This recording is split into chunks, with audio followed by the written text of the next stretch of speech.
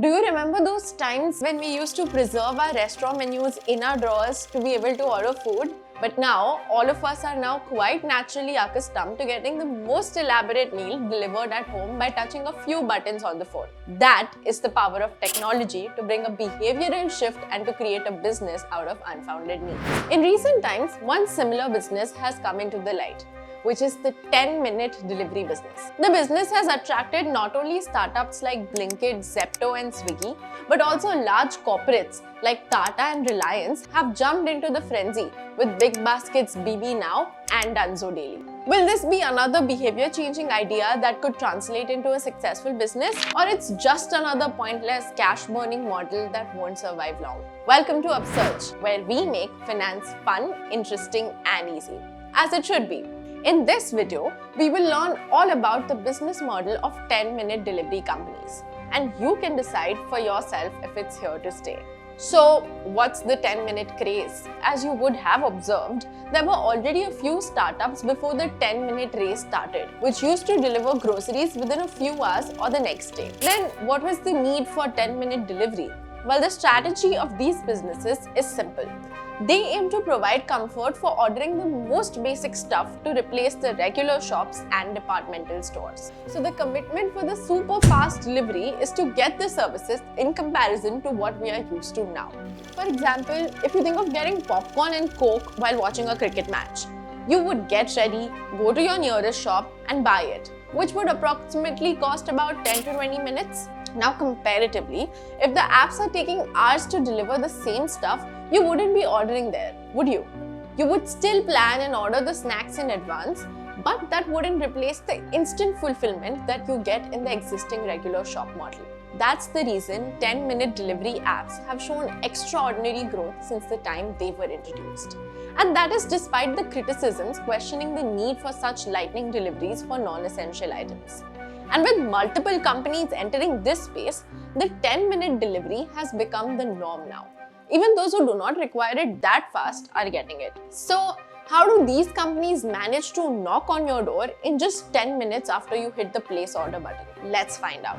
The business model for 10-minute delivery is vastly different from the delivery of groceries within hours. And there are two interesting ideas that make this model possible: the dark stores and the limited inventory. The dark stores are the mini warehouses of the apps that store the goods, but they are not open for direct physical selling, similar to how Cloud Kitchen is to restaurants. And these warehouses are not some large spaces storing all month's items. Neither are these warehouses located far away. To deliver items in 10 minutes, warehouses need to be closer to people's homes. That's why these startups create lots of mini warehouses in every city. The dark store warehouses are spread throughout the city, generally located within the 2 to 5 kilometer range. In addition, the storage within the dark stores is very well planned to dispatch the goods within a few minutes of receiving the order. That's the reason you get your order so fast. Another idea that complements the mini warehouse is the limited inventory. The real competitors of the 10-minute delivery business are not supermarkets, but local kirana stores. So they don't need to keep every variety of any product. Also, due to the size of warehouses, it is obvious that the choices for any category of products are fewer. You wouldn't find every brand of ketchup there is on their apps, only one or two. Sure, limited inventory means fewer choices for customers, but it's actually a good thing. These startups are able to keep only the most popular items in each mini warehouse, and these popular items aren't selected at random. To maximize order fulfillment, they carry out extensive data analysis of customer behaviors and usually keep a limited stock of trendy and high-in-demand products. Most of the 10-minute delivery startups keep approximately 2,000 items at a time at each mini warehouse. Now, as good as the idea is, it would be worthless without execution. So, how do these businesses really execute the 10-minute delivery magic? Well, the exact modus operandi may vary depending on individual strategy. But broadly, this is what happens. When you order an item from the app, your order reaches the team that not only checks the nearest warehouse having a particular item, but also the exact location of the particular item within the warehouse. With this data and instruction, the item is rushed to be packed, billed, and given to the delivery person who delivers it within the given timeline. There is no denying the fact that the overall process does seem exhausting and pressurizing. But with some brilliant ideas and standardization of execution, it somehow just works. Now, I'm sure the discussion so far would have brought you to the question of utmost importance. And it's important to address it before we move on. Do we actually need a 10-minute delivery model? Some have emphasized the fact that these deliveries should be done in health and other required sectors. An ambulance should reach the house in 10 minutes, not the grocery.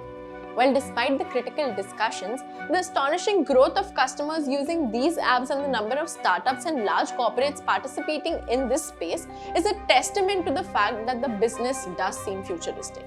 You could argue that we were managing just fine before, but the truth is that people will always accept something that makes their life easier, whether they need it or not. So the more important question seems to be if this business model will really survive. Well, from the customer's point of view, it does more or less work, and people will continue to use the service in their current form. But from the company's perspective, the business model is still tricky in terms of profitability. Now that Zomato is listed on the stock exchange, it's public knowledge that even normal online delivery is very unprofitable. So it is beyond doubt that 10-minute delivery will be super unprofitable right now. And if these 10-minute delivery startups have to exceed, they will need to turn their super unprofitable thing into a profitable thing. How? Well, there's no definite solution, but there are 3 ways that we think this could work. First, scale. Setting up warehouses and creating the whole supply chain is very expensive. But the important thing is that it is a fixed cost to a certain extent. With enough scale, it's possible that the revenue from online delivery would exceed the expenses. Achieving that, however, would require a massive rise in the customer base who will pay for the services and not just stick around for discounts and free deliveries. Second, subscription. Unlike food that you order occasionally from Zomato and Swiggy, groceries are something that we need on a regular basis. And if the 10-minute delivery startups are able to create a subscription model, they will not only get predictable revenues, but loyal customers too. You see, currently you could get every instant grocery delivery from Zepto as well as Blinkit. So you would compare and order from wherever you are able to get the stuff the cheapest.